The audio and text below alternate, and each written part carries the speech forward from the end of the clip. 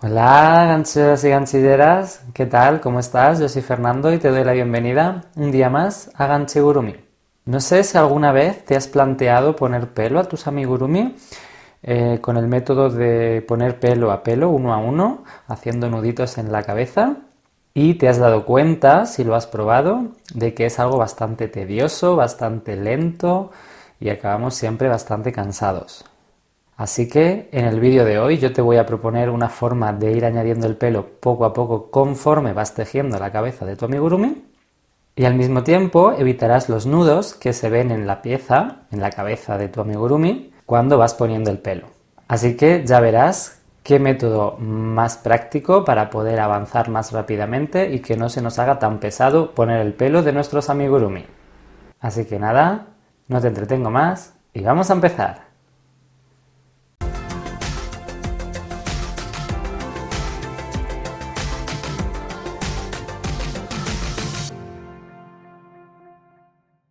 ¿Quieres tejer esta monada? Pues pásate por mi tienda y consigue su patrón.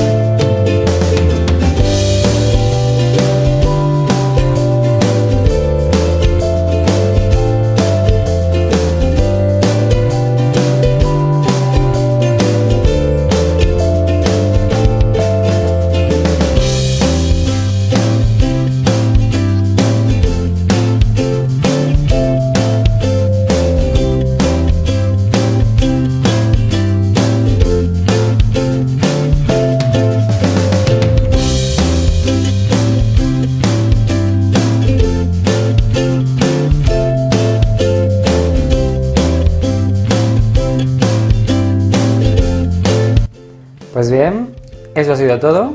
Ya has visto que es realmente sencillo poder tejer la pieza al mismo tiempo que vas añadiendo el pelo y solo necesitas un poquito de práctica para ir acostumbrándote un poco al movimiento de las manos y que no se te enreden todos los hilos a la vez. Como siempre te digo, espero que le des un pulgar arriba a este vídeo y lo compartas en tus redes para que llegue a más gente. Sígueme a mí en las mías para poder ver todas mis fotos y proyectos. Y suscríbete al canal y activa las notificaciones en la campanita que tienes justo ahí debajo para no perderte ninguno de mis vídeos. Nos vemos en el próximo vídeo. ¡Hasta pronto!